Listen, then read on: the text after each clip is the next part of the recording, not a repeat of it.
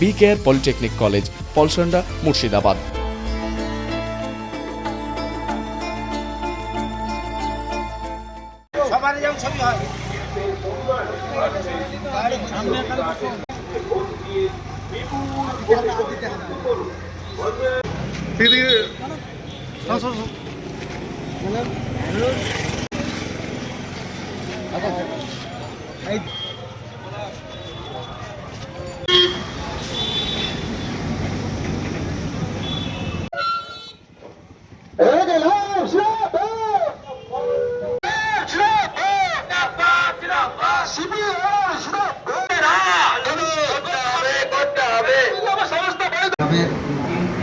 এটা তো আপনার কংগ্রেসেরই শক্ত ঘাঁটি। এবারে আমাদের লক্ষ্য হচ্ছে মানুষের কাছে পৌঁছানো এবং মানুষের সর্বাঙ্গীন উন্নতি হয়, আমরা মানুষের কাজে লাগতে পারি, তার জন্য আমাদের লড়াই জানাতে হবে।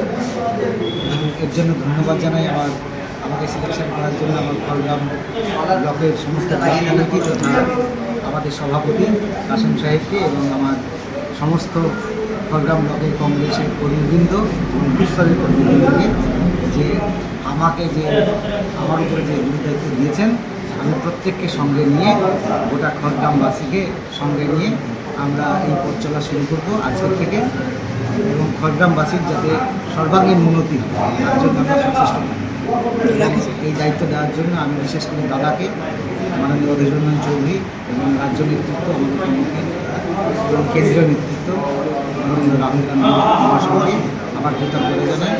এবং আমাদের ফল খুব ভালো হবে, যেহেতু আপনারা জানেন এখন করাপ্টেড সরকার, দুর্নীতিগ্রস্ত সরকার, এবং এই যে আমাদের হিন্দু মুসলিম এই সাম্প্রদায়িক যে কেন্দ্রীয় সরকার, তাদের বিরুদ্ধে মানুষ একজোট হচ্ছে, ফলে আমাদের ফল খুব ভালো হবে এই আশা আমরা রাখি। এবং খড়গ্রামের মানুষকে বলবো, আপনারা আপনাদের পছন্দ মতো প্রার্থীকে ভোট দিন।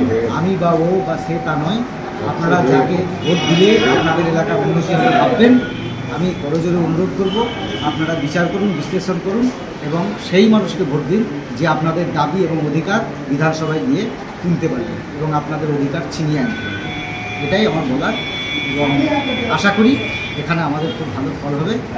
খড়গ্রামের মানুষ খুব বুদ্ধিমান মানুষ এবং খুব রাজনৈতিক সচেতন মানুষ, তারা আশা করি এই ভোটে তারা তাদের গণতান্ত্রিক অধিকার ঠিক জায়গায় প্রয়োগ করবে। বি কেয়ার পলিটেকনিক কলেজ, হাজার হাজার ছাত্রের ভরসা। নবাবের জেলার স্বনামখ্যাত পলিটেকনিক কলেজ। সরাসরি ভর্তি চলছে পলিটেকনিকের সমস্ত কোর্সে। যোগ্যতা মাধ্যমিক বা সমতুল। ভোকেশনালের ছাত্রছাত্রীরা দ্বিতীয় বর্ষে সরাসরি ভর্তির সুযোগ পাবেন। কলেজের নিজস্ব হোস্টেল ও যাতায়াতের সুব্যবস্থা রয়েছে। স্কলারশিপের ব্যবস্থা। সিভিল, ইলেকট্রিক্যাল, মেকানিক্যাল সহ সমস্ত রকম কোর্সের ভর্তির সুযোগ নিতে আজই যোগাযোগ করুন। মুর্শিদাবাদের সদর শহরের একদম পাশে B Care Polytechnic College, Palsanda, Murshidabad.